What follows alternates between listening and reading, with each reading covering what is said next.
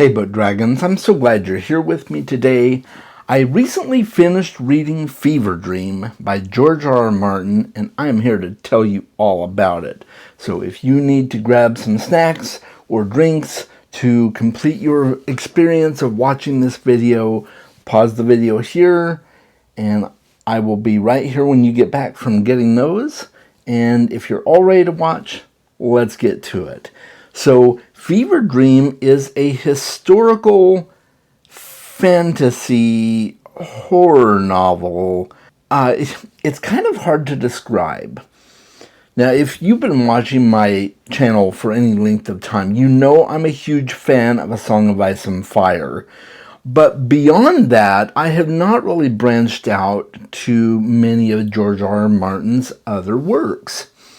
I did read The Ice Dragon, and I read Night Flyers, and I've been very interested in Fevre Dream. It was next on my list to read, and I've heard nothing but good things about it, and I know it involves vampires. So I was really excited to give it a shot. I wasn't really sure what to expect. All I knew was that it takes place in our world, and so it's kind of a alternate history of sorts. And I'm not usually too big on that kind of thing. I don't necessarily gravitate a lot to books that are set in our world, but there have been a few that I really enjoyed. And so I was willing to give this a shot because I trust George R.R. Martin to tell me a good tale. And I was very pleasantly surprised. So let's talk about what Fevre Dream is, okay? If I were to try and sum it up in one or two sentences, I would say that Fevre Dream is a historical horror novel, an alternate history set in the deep Midwest and South, United States, in the late 19th century. And it involves vampires.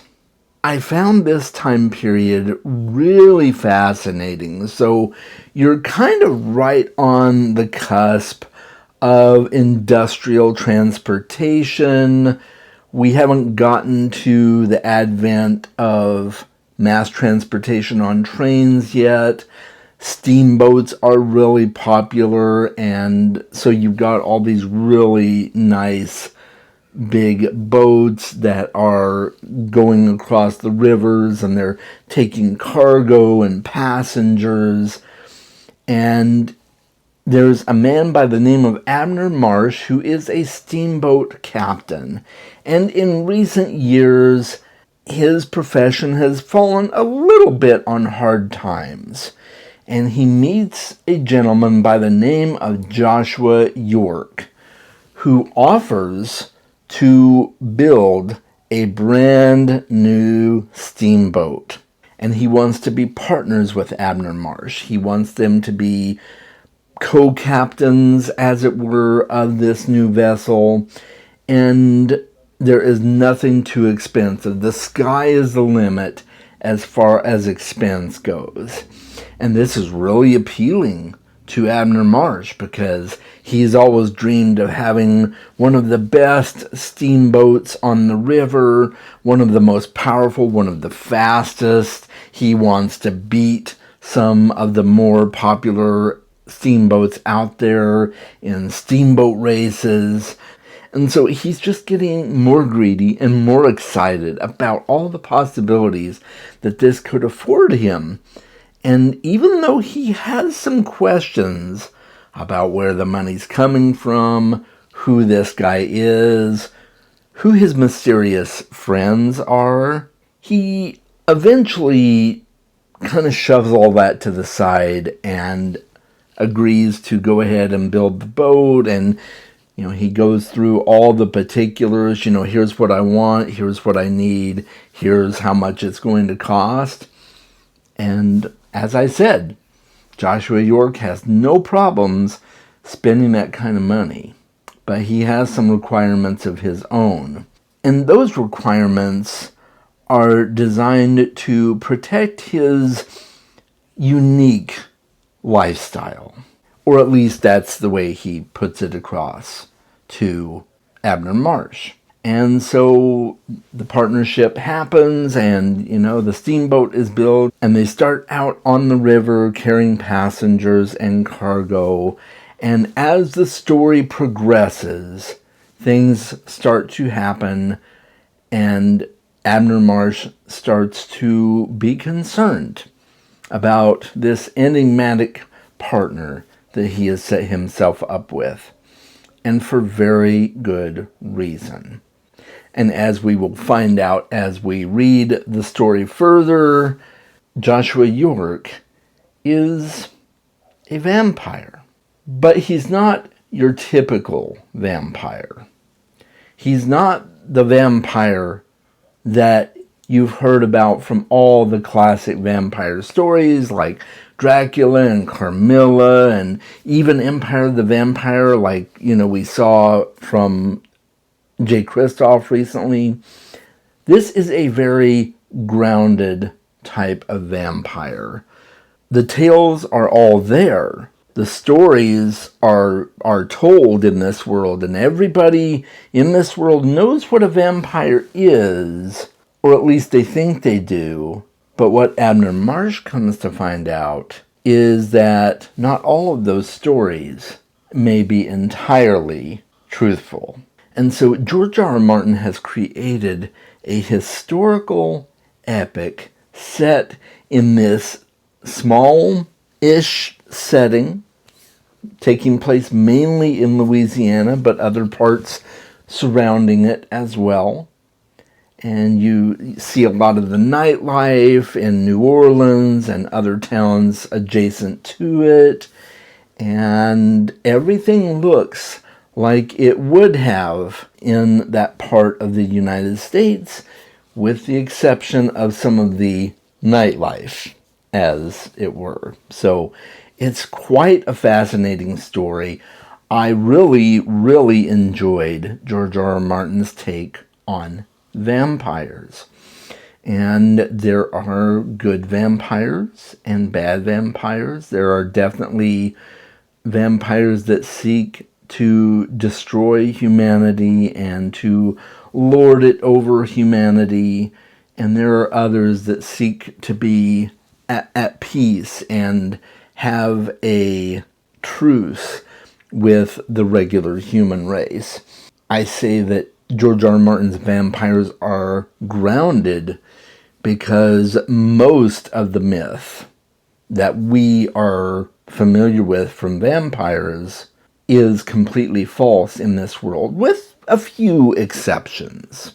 But one huge difference is that these people are an entirely different order of humanoid being from humans. They look human, they act human, they have a lot of the same characteristics and things that they enjoy, but they have a few quirks. You do get a few vampire tropes that are the same as the myths. But other than that, George R. R. Martin has subverted the vampire trope quite heavily. Let's talk about what I liked about this story. There was a lot to like. I rated it very highly on Goodreads. I really enjoyed my time in this world. Number one, it's an area that anybody living in the United States is going to be familiar with. New Orleans, Louisiana was at its prime during this era. The steamboat trade was very heavy. It's just a really up-and-coming time for so many people in the United States. And so it's set in that familiar setting, and it's very true to a lot of the hang-ups that went with that particular time period in history. So you see a lot of the racism that is happening, and slavery is still a thing during this time.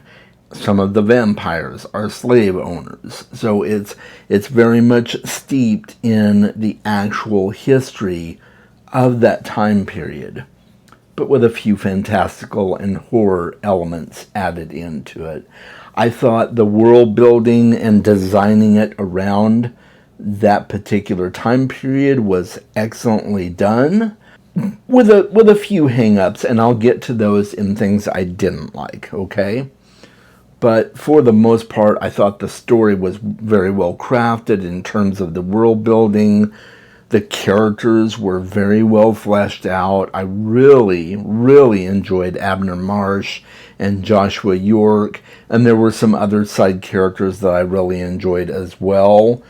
Some side characters that you absolutely love to hate, like Sour Billy Tipton was just such a slimy human being, and yet you feel like you want to see more about him and find out more about him and why he does the things he does. And so the characters are very well done. I really enjoyed that. I loved seeing a different take on vampires.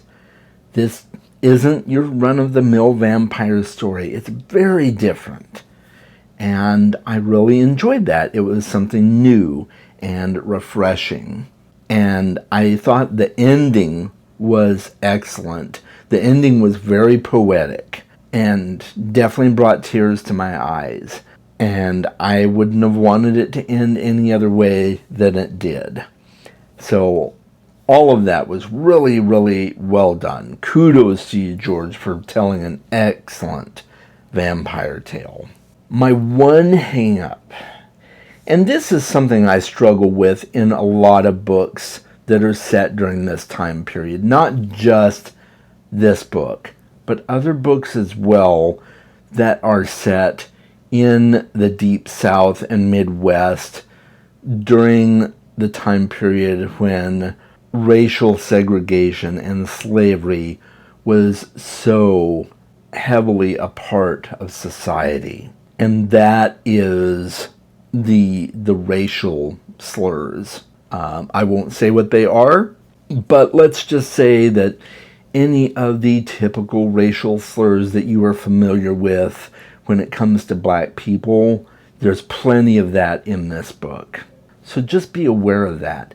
And I will say that at times it really was hard for me to differentiate between what was being used as a historical backdrop when it comes to that kind of language and the point where it becomes excessive.